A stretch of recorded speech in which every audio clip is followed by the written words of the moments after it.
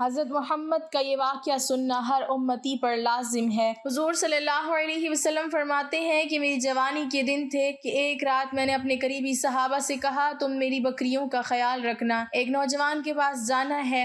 جب حضور اس نوجوان کے پاس پہنچے تو شادی کا موقع تھا اور موسیقی کا پروگرام شروع ہو چکا تھا، چنانچہ آپ صلی اللہ علیہ وسلم بھی موسیقی سننے کے لیے بیٹھ گئے کہ اچانک موسیقی۔ بسم اللہ الرحمن الرحیم۔ ناظرین، کہا جاتا ہے کہ حضرت عبد المطلب کے لیے کعبہ کے سائے میں ایک قالین بچھایا جاتا تھا، وہ اس پر بیٹھا کرتے تھے۔ ان کا احترام اس قدر تھا کہ کوئی اس قالین پر بیٹھتا نہیں تھا، چنانچہ ان کے بیٹے اور قریش کے سردار اس قالین کے چاروں طرف بیٹھتے تھے، لیکن رسول اللہ صلی اللہ علیہ وسلم وہاں تشریف لاتے تو سیدھے اس قالین پر جا بیٹھتے۔ اس وقت آپ ایک تندرست لڑکے تھے، آپ کی عمر 9 سال کے قریب ہو چلی تھی۔ آپ کے چچا عبد المطلب کے ادب کی وجہ سے آپ کو اس قالین سے ہٹانا چاہتے تو عبد المطلب کہتے میرے بیٹے کو چھوڑ دو، اللہ کی قسم یہ بہت شان والا ہے۔ پھر وہ آپ کو محبت سے اس فرش پر بٹھاتے، آپ کی کمر پر شفقت سے ہاتھ پھیرتے، آپ کی باتیں سن سن کر حد درجے خوش ہوتے رہتے۔ کبھی وہ دوسروں سے کہتے میرے بیٹے کو یہیں بیٹھنے دو، اسے خود بھی احساس ہے کہ اس کی بڑی شان ہے اور میری آرزو ہے یہ اتنا بلند رتبہ پائے جو کسی عرب کو اس سے پہلے حاصل نہ ہوا ہو اور نہ بعد میں کسی کو حاصل ہو سکے۔ ایک بار انہوں نے یہ الفاظ کہے میرے بیٹے کو چھوڑ دو، اس کے مزاج میں طبعی طور پر بلندی ہے، اس کی شان نرالی ہوگی۔ ناظرین، آج کی ویڈیو میں ہم نبی کریم صلی اللہ علیہ وسلم کی شان کے حوالے سے آپ کو چند عجیب واقعات سنانے والے ہیں جن سے واضح ہوتا ہے کہ آپ صلی اللہ علیہ وسلم کے دادا جان کے دل میں آپ صلی اللہ علیہ وسلم کی کس قدر محبت تھی۔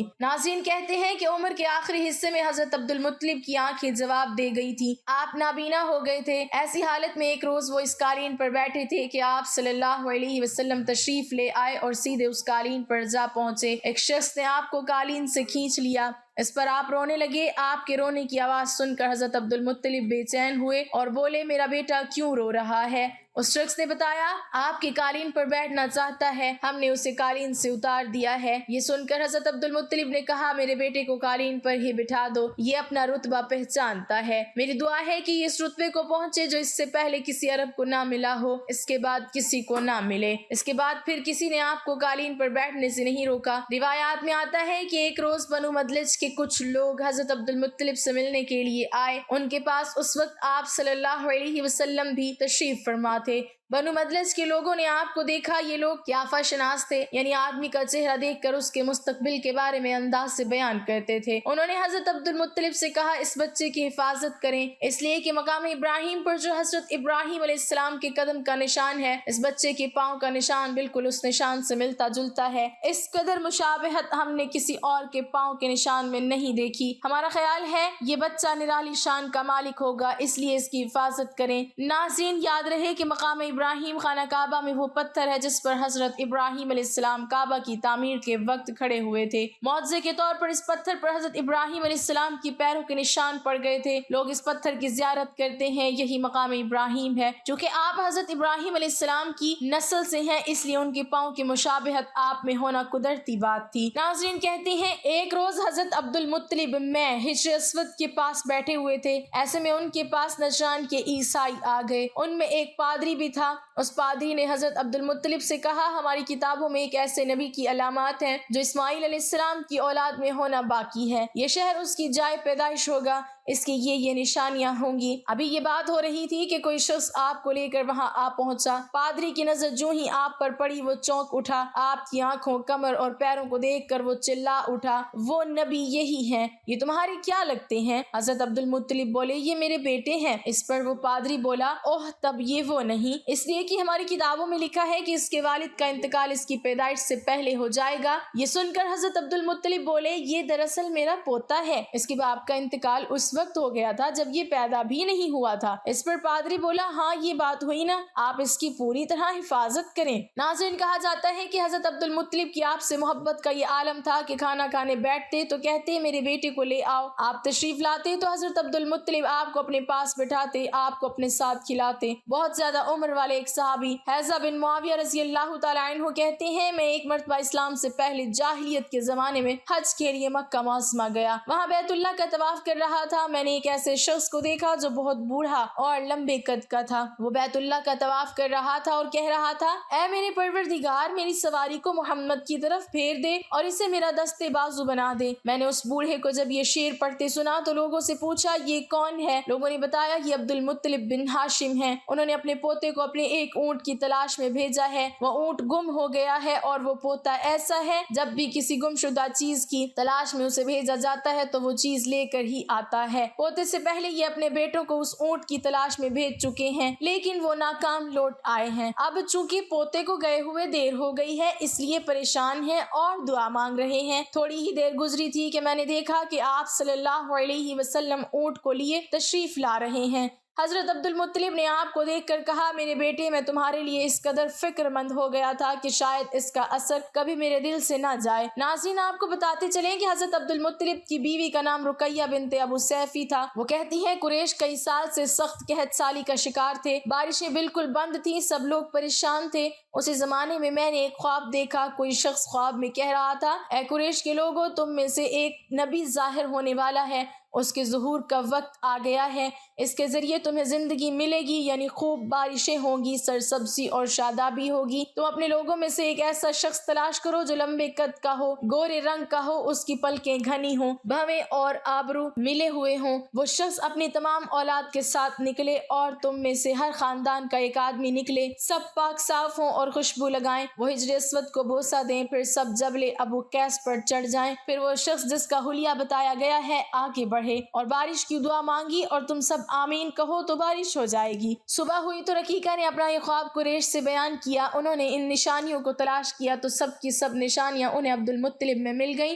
چنانچہ سب ان کے پاس جمع ہوئے. ہر خاندان سے ایک ایک آدمی آیا. ان سب نے شرائط پوری کی. اس کے بعد سب ابو قیس پہاڑ پر چڑھ گئے. ان میں نبی کریم صلی اللہ علیہ وسلم بھی تھے. آپ اس وقت نوعمر تھے. پھر حضرت عبد المطلب آگے بڑھے اور انہوں نے یوں دعا کی اے اللہ یہ سب تیرے غلام ہیں تیرے غلاموں کی اولاد ہیں تیری باندیاں ہیں اور تیری باندیوں کی اولاد ہیں. ہم پر جو برا وقت آ پڑا ہے تو دیکھ رہا ہے. ہم مسلسل قحط سالی کا شکار ہیں. اب اونٹ گائے گھوڑے خچر اور گدھے سب کچھ ختم ہو چکے ہیں اور جانوروں پر بن آئی ہے. اس لیے ہماری یہ خشک سالی ختم فرما دے. ہمیں زندگی اور سرسبزی اور شادابی عطا فرما دے. روایات میں آتا ہے کہ ابھی یہ دعا مانگ ہی رہے تھے کہ بارش شروع ہو گئی. وادیاں پانی سے بھر گئیں. لیکن اس بارش میں ایک بہت عجیب بات ہوئی اور وہ عجیب بات یہ تھی کہ قریش کو یہ سیرابی ضرور حاصل ہوئی مگر یہ بارش قبیلہ قیس اور قبیلہ مضر کے قریبی بستیوں میں بالکل نہ ہوئی. اب لوگ بہت حیران ہوئے کہ یہ کیا بات ہوئی. ایک قبیلے پر بارش اور آس پاس کے سب قبیلے بارش سے محروم. تمام قبیلوں کے سردار جمع ہوئے. اس سلسلے میں بات چیت شروع ہوئی. ایک سردار نے کہا ہم زبردست قحط اور خشک سالی کا شکار ہیں جبکہ قریش کو اللہ تعالیٰ نے بارش عطا کی ہے اور یہ حضرت عبد المطلب کی وجہ سے ہوا ہے. اس لیے ہم سب ان کے پاس چلتے ہیں. اگر وہ ہمارے لیے دعا کر دیں تو شاید اللہ ہمیں بھی بارش دے دے. یہ مشورہ سب کو پسند آیا. چنانچہ یہ لوگ مکہ معظمہ میں آئے اور حضرت عبد المطلب سے ملے. انہیں سلام کیا. پھر ان سے کہا اے عبد المطلب ہم کئی سال سے خشک سالی کا شکار ہیں. ہمیں آپ کی برکت کے بارے میں معلوم ہوا ہے اس لیے مہربانی فرما کر آپ ہمارے لیے بھی دعا کریں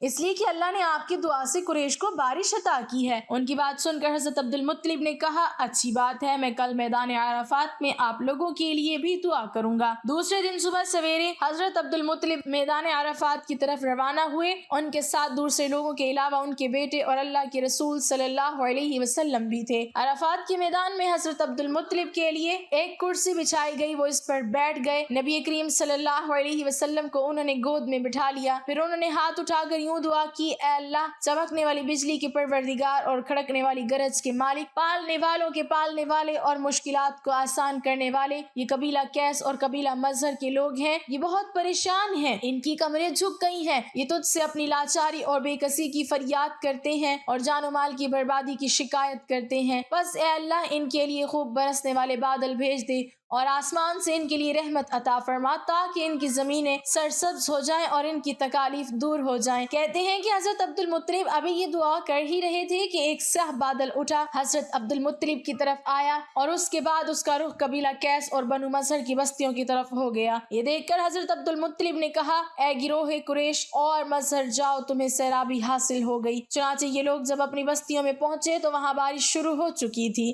سبحان اللہ. ناظرین یہ سب برکات نبی کریم کریم صلی اللہ علیہ وسلم کی ذات کی موجودگی کی وجہ سے تھی، جس دعا میں اللہ کے محبوب اللہ کے حبیب صلی اللہ علیہ وسلم کی آمین شامل ہو اور وہ دعا قبول نہ ہو، یہ کیسے ہو سکتا ہے؟ اور دوسری اہم بات جو معلوم ہوئی وہ یہ کہ اسلام سے پہلے بھی قریش اور عرب کے لوگ اللہ تعالیٰ ہی سے اپنے مسائل کے لیے دعا مانگا کرتے تھے، مطلب یہ کہ وہ اللہ کو ماننے والے تھے۔ ناظرین، اس واقعے سے نبی کریم صلی اللہ علیہ وسلم کی شان کے ساتھ ساتھ آپ صلی اللہ علیہ وسلم کے خاندان کی شان بھی واضح ہوتی ہے کہ اللہ تعالیٰ کی طرف سے آپ کی دادی جان کو خواب آنا اور پھر آپ کے دادا جان کا اللہ کی بارگاہ میں سوال کرنا اور ان کی دعاؤں کا قبول ہونا، یہ سب خاندان نبوت صلی اللہ علیہ وسلم کی شان کو ظاہر کرتا ہے۔ روایات میں آپ صلی اللہ علیہ وسلم کی شان کے حوالے سے ایک اور واقعہ یوں آتا ہے کہ جب نبی کریم صلی اللہ علیہ وسلم 7 سال کے ہو چکے تھے تو آپ کی آنکھیں دکھنے کو آ گئیں۔ مکہ میں آنکھوں کا علاج کرایا گیا لیکن افاقہ نہ ہوا۔ حضرت عبد المطلب سے کسی نے کہا کہ اوکاس کے بازار میں ایک راہب رہتا ہے، وہ آنکھوں کی تکالیف کا علاج کرتا ہے۔ حضرت عبد المطلب آپ کو اس کے پاس لے گئے۔ اس کی عبادت گاہ کا دروازہ بند تھا۔ انہوں نے اسے آواز دی، راہب نے کوئی جواب نہ دیا۔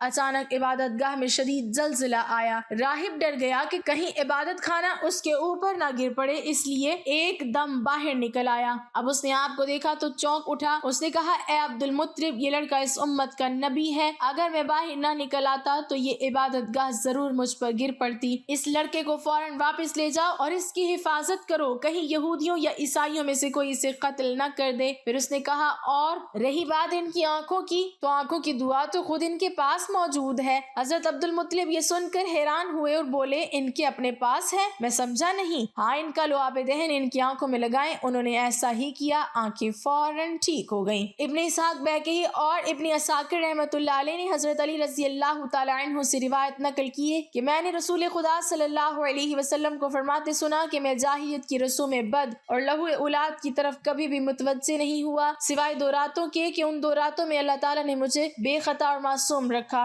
ایک رات کا واقعہ تو یہ ہے کہ مکہ کے چند نوجوان اور میں یعنی آپ صلی اللہ علیہ وسلم اپنے گھر کی بکریوں کی ریوڑ میں تھے۔ میں نے اپنے ساتھی سے کہا، ذرا میری بکریوں کی نگرانی کرنا تاکہ میں مکہ جا کر نوجوانوں کا شغل دیکھوں۔ اس نے کہا، اچھا ٹھیک ہے۔ پھر میں آبادی کی طرف آیا اور پہلے ہی گھر میں موسیقی کی آواز میں نے سنی۔ پوچھا، یہ آواز کیسی؟ کسی نے بتایا کہ شادی کا سلسلہ ہے۔ میں موسیقی سننے کے لیے بیٹھ گیا۔ اللہ تعالیٰ نے میرے کانوں کو تپتپایا اور میں سو گیا، حتیٰ کہ دوسرے روز سورج کی آمد پر اس کی شعاؤں نے مجھے بیدار کر دیا۔ میں اٹھ کر اپنے ساتھی کے پاس گیا۔ اس نے پوچھا، اتنے لمبے وقت تم کیا کرتے رہے؟ میں نے اس کو پوری آپ بیتی سنائی۔ دوسری رات پھر میں نے اپنے ساتھی سے کہا کہ میری بکریوں کا خیال رکھنا کہ میں جا کر کچھ شغل کروں۔ اس نے اقرار کیا اور میں مکہ شہر کی طرف روانہ ہو گیا۔ یہاں آ کر میں نے موسیقی کی ویسے ہی آواز سنی جیسے میں نے گزشتہ رات سنی تھی۔ میں دیکھنے کے لیے بیٹھ گیا، پھر قدرت نے میرے کانوں کا تپتپایا اور میں سو گیا، یہاں تک کہ دوسرے دن دھوپ نے مجھے جگایا۔ پھر میں لوٹ کر اپنے ساتھی کے پاس آیا۔ اس نے پوچھا کہ تم نے کیا کیا؟ میں نے کہا کہ کچھ بھی نہیں اور ساری صورتحال بتائی۔ اس کے بعد میں نے نہ کبھی ایسا ارادہ کیا اور نہ ہی مجھے کوئی رغبت ہوئی، یہاں تک کہ اللہ تعالیٰ نے مجھے نبوت سے سرفراز فرمایا۔ حضرت جابر رضی اللہ تعالیٰ عنہ سے روایت ہے کہ جب کعبہ کی تعمیر ہوئی تو نبی صلی اللہ علیہ وسلم اور حضرت عباس رضی اللہ تعالیٰ عنہ پتھر اٹھا اٹھا کر لانے لگے۔ حضرت عباس رضی اللہ تعالیٰ عنہ نے آپ سے کہا کہ اپنا تہبند اتار کر کندھوں پر رکھ لو تاکہ تمہارے کندھے پتھر سے محفوظ رہیں۔ چنانچہ آپ صلی اللہ علیہ وسلم نے اپنا تہبند کھول کر کندھوں پر رکھا ہی تھا کہ اتنے میں آپ زمین پر گر گئے اور آنکھیں آسمان میں لگ گئیں۔ پھر آپ اٹھے اور فرمانے لگے، میرا تہبند، میرا تہبند، اور فوراً آپ صلی اللہ علیہ وسلم نے تہبند باندھ لیا۔ حضرت عباس رضی اللہ تعالیٰ عنہ فرماتے ہیں، اچانک آپ بے ہوش ہو کر گر پڑے۔ میں دوڑتا ہوا آیا تو آپ کی نگاہیں آسمان میں پیوست تھیں۔ میں نے کہا، اے بھتیجے، تمہاری حالت کیا ہے؟ آپ صلی اللہ علیہ وسلم نے فرمایا، مجھے روک دیا گیا ہے کہ میں برہنہ ہو کر چلوں۔ اس کے بعد آپ صلی اللہ علیہ وسلم کبھی عریاں نہ ہوئے۔ حضرت عباس رضی اللہ تعالیٰ عنہ کہتے ہیں کہ میں نے آپ کی بات نوٹ کر لی کہ اس کے بعد آپ کبھی عریاں نہیں ہوئے۔ اللہ نے آپ صلی اللہ علیہ وسلم کی رسالت کا اظہار کر دیا۔ اللہ پاک ہمیں دین کا پیروکار بنائے اور ہمیں نیکوکاروں میں شامل کرے، آمین۔ ناظرین، کمنٹ باکس میں اللہ تعالیٰ کے 99 ناموں میں سے ایک نام ضرور ٹائپ کریں۔